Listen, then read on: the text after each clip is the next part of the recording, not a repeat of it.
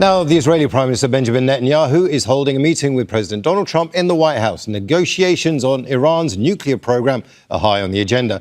He's pushing for the talks to be expanded to include Iran's missile program and support for regional groups. Now, earlier, Netanyahu met Secretary of State Marco Rubio in Washington. Tehran has warned against what it said were Netanyahu's efforts to influence negotiations, calling Israel a saboteur.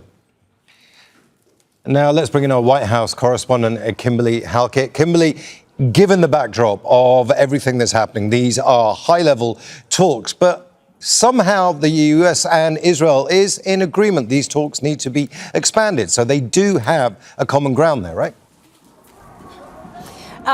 Well, certainly that is what the Israeli prime minister is pressing for in this meeting. The U.S. president, for his part, has a delicate balance, given the fact that he is balancing the interests of the Israeli ally, as well as Arab partners in the region who are looking for a de-escalation. So the U.S. president has been very clear all along that he says that he believes Iran is willing to make a deal, and that the United States has made it very clear that its desire is for these negotiations to include not only limiting or halting Iran's uranium enrichment, but also limiting the ballistic missile program and support for regional proxies. So that is what is being discussed right now. I can tell you that meeting is still ongoing.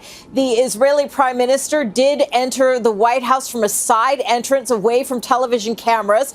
And we should also note the very loud protests that have been going on outside the White House perimeter for the duration of this meeting thus far. But again, what I can tell you is that the U.S. president is definitely encouraging diplomacy, even as he is using military deterrence as leverage in order to ensure that these negotiations stay on track. Now, Kimberly, as you just said, there is broad agreement. There is the U.S. president trying to do what he wants, what he can with diplomacy here. But there is a bit of a split between Israel and the U.S. when it comes to the occupied West Bank, when it comes to Gaza, and those are going to be on the table as well. Do we think? Well, yes, that is going to be discussed as well. And the U.S. president has been very clear that he has a red line when it comes to any sort of annexation of the West Bank, which the recent actions in Israel really are a de facto effort to do just that. But the U.S. president is on record as far back as October of 2025, and he has recently given an interview where he has once again reiterated that this is not something that the United States would support.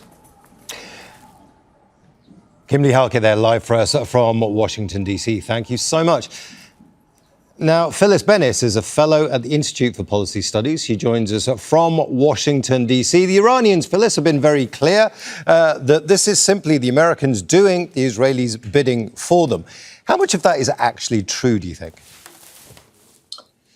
You know, there has always been a divergence on this issue. It's very rare for the U.S. and Israel to disagree, but there has been a divergence on the question of Iran's nuclear program.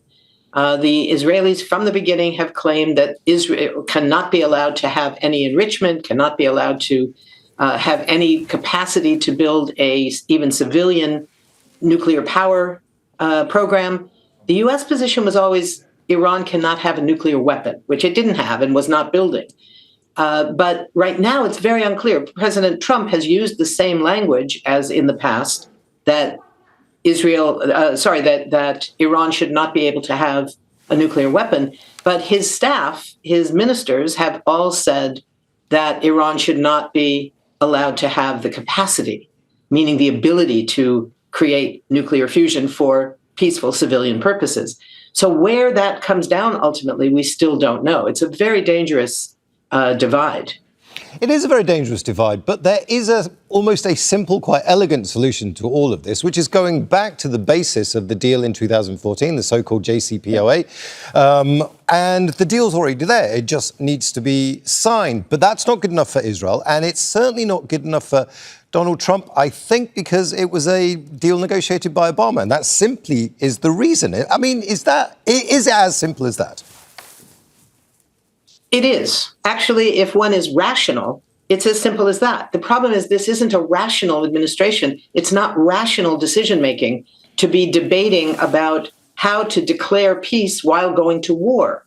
It isn't rational to be saying, we're going to decapitate the government militarily in Venezuela as proof that I should get the Nobel Prize. None of this is rational. It is perfectly rational. You're absolutely right, Imran, to say that the point here is there was an agreement that was signed in 2015, not only by the United States and Iran, but it was the United States, the 5 permanent members of the Security Council of the UN, as well as Germany, as well as the European Union. So a lot of the world was signing on to this. And in 2018, President Trump walked away from it, said it's not good enough. He didn't even try to claim that Iran was not abiding by it. They were, and everybody agreed with that. His position was, it's not good enough. I can get a better deal. I am the master of deal making. Instead, what we got was escalation from the US, military threats. Iran may be continuing its enrichment. So it remains very, very dangerous. I mean, Phyllis, it does remain dangerous, and you make that point very starkly, but there has to be an off-ramp here for both the US and Iran. Can you see one?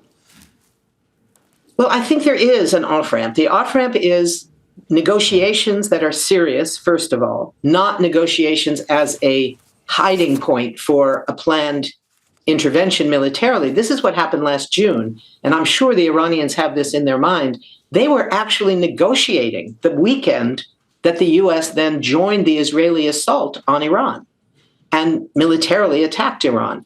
There were more than 1,000 Iranians were killed in that set of attacks by the U.S. and Israel.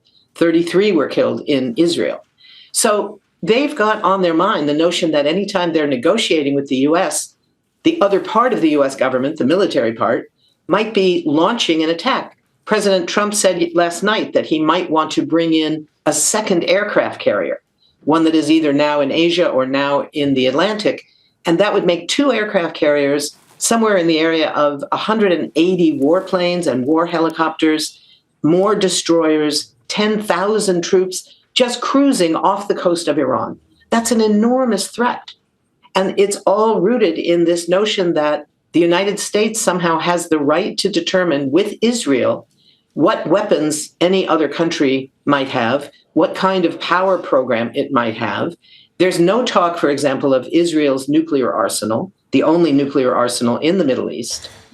And that's not on the agenda, So this is a completely unequal level of negotiations. If they were serious about protecting the protesters, for instance, the U.S. would lift the sanctions, which are devastating the people of Iran and the economy, which is what led to the protests. And there would be serious negotiations over the nuclear questions, perhaps over other questions as well. But there would not be a situation of going into it saying, this is what the negotiations have to lead to, and if they don't, we're going to war. That's not negotiations. That's not diplomacy. That's extortion. And that's not going to work. So there is there is an off-ramp, but it requires real, serious diplomacy. Phyllis Bennis, thank you so much for those enlightening comments. Thank you. Thank you. Don't miss out. Get the full picture. Subscribe to Al Jazeera for reliable news and expert insights. Like, share, stay ahead.